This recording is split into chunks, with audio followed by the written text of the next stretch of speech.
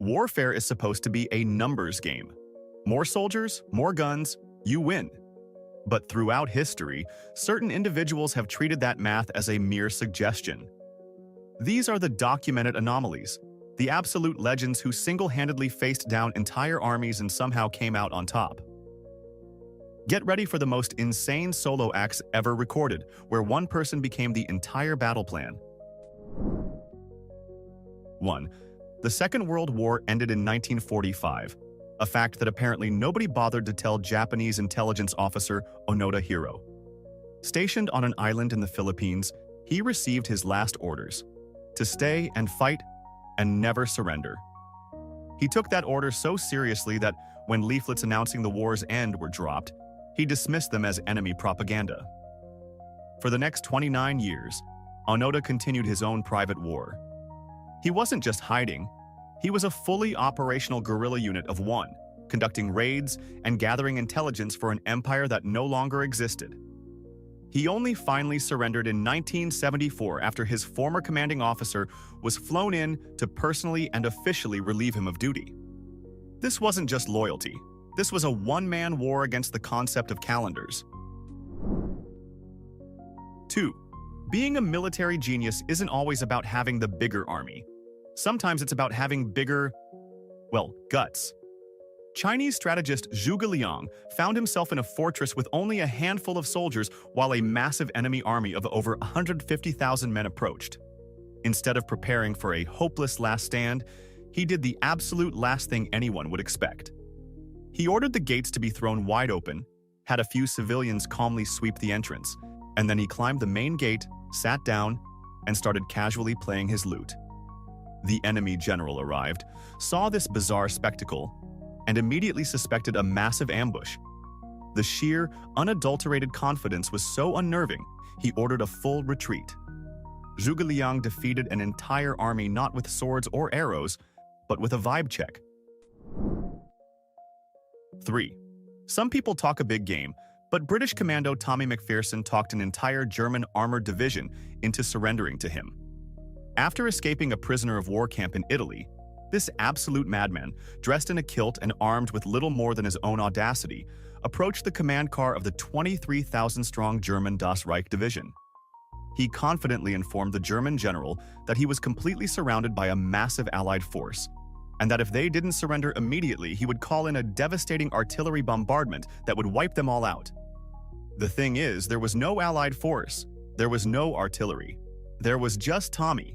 The German general, completely convinced by the bluff, surrendered his entire division, tanks and all, to one guy. 4. Canadian soldier Leo Major had one eye, a fearsome reputation, and apparently zero patience for German occupation.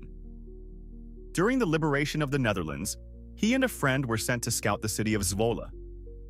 When his friend was killed by German fire, Major went into what can only be described as a state of controlled rage. He decided he was going to liberate the entire city by himself, that very night.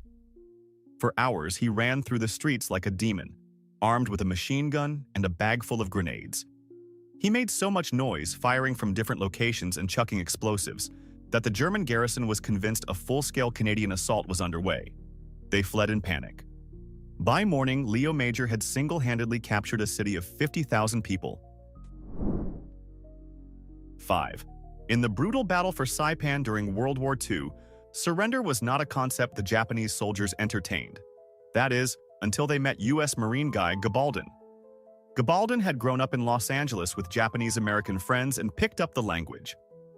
Instead of just attacking heavily defended caves and bunkers, he would approach them alone, unarmed, and just start talking. He would tell the soldiers inside that they wouldn't be harmed, that the battle was lost, and offered them a way out. It was an incredibly dangerous gamble, but his genuine approach worked. In one day alone, he convinced over 800 soldiers to surrender. In total, he single-handedly captured over 300 enemy combatants and civilians, earning the nickname the Pied Piper of Saipan, and proving that sometimes words are indeed mightier than the sword. 6. There are loyal bodyguards, and then there is Benkei. This legendary Japanese warrior monk was sworn to protect his lord, Yoshitsune. When they were cornered by enemies at a bridge, Benkei stood his ground to allow his master to escape. According to the stories, he was a giant of a man, and he single-handedly fought off the entire advancing army, supposedly killing over 300 soldiers. The enemy, unable to get past this absolute unit, decided to stay back and turn him into a human pincushion with a storm of arrows. The incredible part? Even after being shot dozens of times, Benkei didn't fall. He died standing upright, still guarding the bridge, so terrifying in death that the enemy soldiers were too afraid to cross until they realized he was no longer moving. 7. The legendary pirate Blackbeard didn't just have a fearsome reputation. He had an exit strategy worthy of a rock star. Ambushed by the Royal Navy, his ship was boarded, and he found himself in a fight for his life against a squad of trained sailors. According to the accounts of those who survived, Blackbeard fought like a cornered animal. He absorbed an insane amount of damage, reportedly being shot 5 times and receiving over 20 severe sword wounds. In his final duel with Lieutenant Robert Maynard, Blackbeard's own sword broke, but he kept on fighting until another sailor nearly severed his head from behind. He was less of a man, and more of a walking, screaming testament to the power of pure rage, refusing to die until it was physically impossible to continue. 8. During the Winter War between Finland and the Soviet Union, the Red Army had a boogeyman. They called him the White Death, and his real name was Simo Heiha. This unassuming Finnish farmer became the deadliest sniper in history. In the freezing, snow-covered forests, with temperatures dropping to -40 degrees Celsius, Heiha hunted Soviet soldiers. What makes his story truly insane is that he did it all without a telescopic scope, using only his rifle's iron sights. He believed scopes could fog up or glint in the sun, revealing his position. In just 100 days, he recorded over 500 confirmed kills. He was a ghost in the snow, a one-man defensive line that the Soviets sent entire task forces to eliminate, all of whom failed miserably. 9. The Medal of Honor is the highest award for valor in the United States military, and Charles Commando Kelly earned his by essentially becoming a one-man fortress. During a fight in Italy in World War II, his position was under relentless attack. As his ammunition dwindled, he didn't retreat. Instead, he began a deadly scavenger hunt. For 5 straight hours, Kelly crawled from position to position under heavy fire, grabbing any weapon he could find: rifles, bars, Tommy guns, and even 60mm mortar rounds which he used like grenades. The Germans kept coming, and Kelly kept finding new ways to kill them. He wasn't just holding a position, he was the entire defense, a single, furious soldier who refused to let the enemy pass by, becoming a walking shooting armory. 10. The Gurkhas of Nepal are legendary soldiers, and Lakhiman Gurung's story shows you why. Manning a trench alone, his position was swarmed by over 200 Japanese soldiers. They started throwing grenades, and he calmly tossed the first 2 back. The third one, however, exploded in his right hand, blowing it off and severely wounding his face and body. For any normal human, this is the end. For Gurung, it was merely an inconvenience. He calmly switched his rifle to his left hand, and for the next 4 hours he single-handedly fought off wave after wave of attacks. When it was all over, 31 Japanese soldiers lay dead in front of his trench. He essentially told the enemy, "You took my hand, so I'm just going to have to kill you all with the other one." 11. Daniel Inouye would go on to become a respected U.S. senator, but first, he had to have one of the most unbelievable days of World War II. Leading an assault on a heavily defended ridge in Italy, he single-handedly took out 2 German machine gun nests before being shot in the stomach. He ignored the wound and kept fighting. Then, as he prepared to throw a grenade at the 3rd and final machine gun nest, a German rifle grenade struck his right arm, nearly severing it. The grenade in his hand was still live. Inouye looked at his mangled limb, pried the live grenade out of his own useless fingers with his left hand, and threw it, destroying the final bunker. He only allowed himself to be evacuated after the battle was won. 12. To capture a key peak during the Kargil War, Indian soldiers had to scale a sheer 1,000-foot ice wall under heavy enemy fire. Yogendra Singh Yadav was part of the commando team leading the assault. As they climbed, a barrage of fire killed half the team and hit Yadav with 15 bullets. 15. Miraculously alive but in agony, he kept climbing. Reaching the top, he crawled towards the first enemy bunker, threw a grenade inside, and killed everyone. This act of pure, unbelievable grit gave the rest of his platoon the opening they needed to follow. Yadav basically took enough bullets to kill several men, decided it wasn't his day to die, and finished the mission anyway. He didn't just climb a mountain. He climbed out of his own grave to win a battle. 13. Henry Johnson was a member of the Harlem Hellfighters, an all-black infantry unit in World War I that the French nicknamed the Men of Bronze. Johnson earned his own nickname, Black Death. While on sentry duty, his position was attacked by a German raiding party of at least 24 soldiers. After emptying his rifle, he was shot and knocked down. But he wasn't done. When the Germans tried to drag his wounded comrade away, Johnson got up, pulled out a bolo knife, and went berserk. He fought in a whirlwind of primitive, close-quarters fury, saving his friend and forcing the Germans to retreat. He sustained 21 different wounds in the process, proving that when the bullets run out, true badasses just switch to Plan B, stabbing everything that moves. 14. The correct response to being ambushed is usually to find cover and return fire. For Danish-American soldier Mads Madsen, the correct response was to charge directly at the ambushers like a maniac.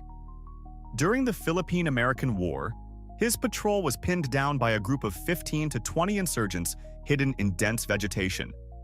Seeing his men were trapped, Madsen simply stood up, let out a war cry, and ran straight towards the enemy gunfire, all by himself.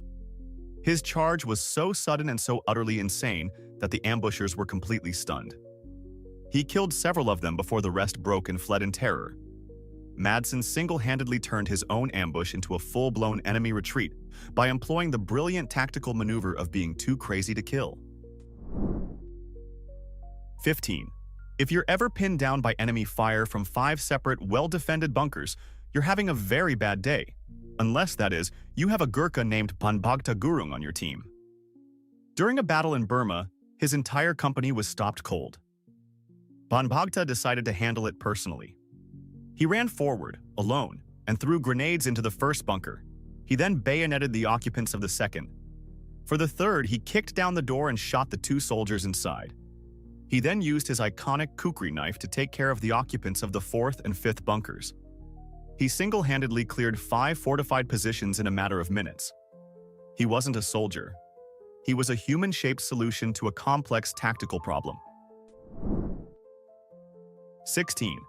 Audie Murphy is the most decorated American soldier of World War II, and his Medal of Honor citation reads like something out of an action movie script.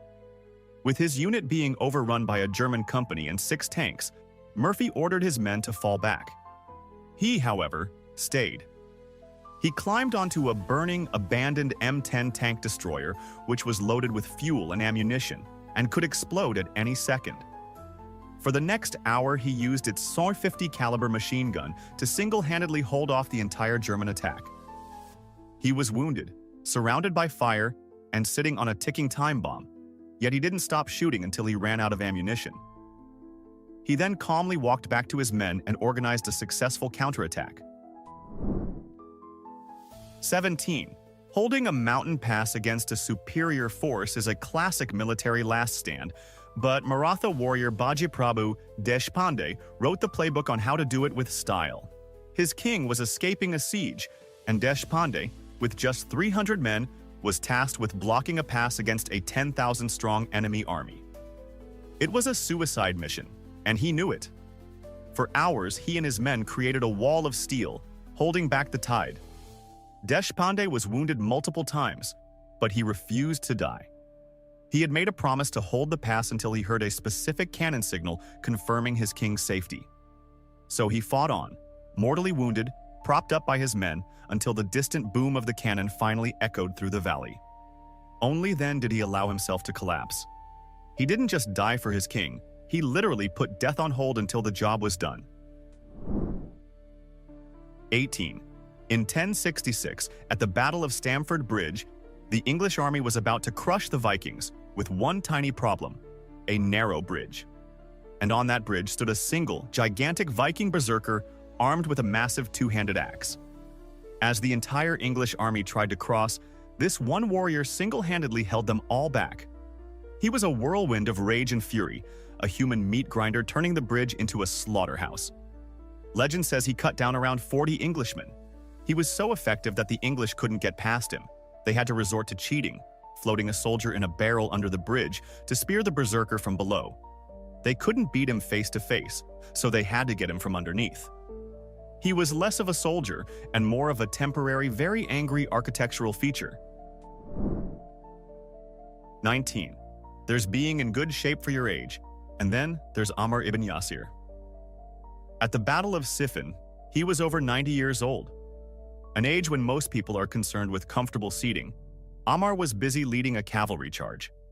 He was one of the closest companions of the Prophet Muhammad, and his conviction was apparently ageless. He didn't just participate in the battle, he plunged deep into the enemy ranks, fighting with the ferocity of a man a quarter his age. His sheer presence was an incredible morale boost for his entire army. Who's going to complain about being tired when a 90-year-old is out there fighting like a lion? He was living proof that being a badass is a state of mind, not a date on a birth certificate. 20. John Basilone is a legend in the U.S. Marine Corps, and his actions on Guadalcanal are why. During a brutal Japanese assault, Basilone commanded 2 machine gun sections. For 3 days and nights, under constant attack from a regiment of about 3,000 enemy soldiers, he became a human whirlwind of death. When one of his gun crews was wiped out, he moved another gun into position himself and kept firing. When ammunition ran critically low, he fought his way through enemy lines to get more. At one point, he was holding off hundreds of soldiers with just a machine gun and a pistol. He was a one-man army within the army, a living, breathing force of nature who single-handedly held a critical defensive line against impossible odds and simply refused to be broken. 21. Taking on a tank with infantry weapons is terrifying. Taking on a Tiger tank is practically suicide. For British Major Robert Kane, it was just another day at the office during Operation Market Garden. Armed with a Piat, a clunky, spring-loaded anti-tank weapon, Kane went on a one-man tank hunting rampage. He personally stalked and destroyed or disabled 6 enemy tanks, including a fearsome Tiger. At one point, a cannon shell blast temporarily blinded him, and a machine gun burst blew his eardrums out. Did he stop? Of course not. He just waited for his sight to return, refused medical aid, and went back to hunting tanks. He was a human bug in the system of armored warfare, a single soldier who decided that giant metal boxes were his personal enemy for the day. 22. Most pirates lead a crew. Marcos of the Nesiots, a Byzantine buccaneer, apparently felt a crew was optional. According to a dramatic and possibly exaggerated account, he took his single warship and decided to attack an entire Egyptian fleet. His secret weapon was Greek fire, the ancient equivalent of napalm that could burn on water. He wasn't trying to sink them all. He was engaging in pure psychological warfare. He sailed right into the heart of the fleet, spewing liquid fire and causing absolute chaos and panic. The Egyptian commanders, seeing this single demon ship seemingly immune to their numbers and spreading unstoppable fire, lost their nerve and ordered a retreat. Marcos proved that you don't always need an army when you have a flamethrower and the guts of a madman. 23. During the siege of the city of Corioli, the Roman army was pushed back from the gates. It looked like the assault had failed. But Roman general Caius Marcius, later known as Coriolanus, saw this not as a failure, but as a personal insult. While his army was retreating, he charged forward, completely alone, and fought his way through the city gates before they could be closed. Once inside, he didn't try to escape. He started a one-man riot. He set fires and attacked the defenders from within, creating so much confusion and chaos that the panicked defenders couldn't organize a proper defense. This gave the Romans outside the time they needed to rally and storm the now unguarded gates. He didn't just lead the charge, he was the charge. 24. World War I. Trench warfare was about inches and attrition. Thomas Alfred Todger Jones decided to rewrite those rules. Seeing his comrades being cut down by a German machine gun, he didn't wait for orders or artillery. He took matters into his own hands. He crawled out of his trench, somehow cut through the barbed wire by himself, and charged the enemy position. He shot one of the gunners, then bayoneted another. When the remaining soldiers tried to fight back, he forced them to surrender. But that wasn't the end. He then noticed another group of Germans emerging from a dugout. He forced them to surrender too. By the time he was done, this one soldier, acting entirely on his own, had captured 102 enemy soldiers.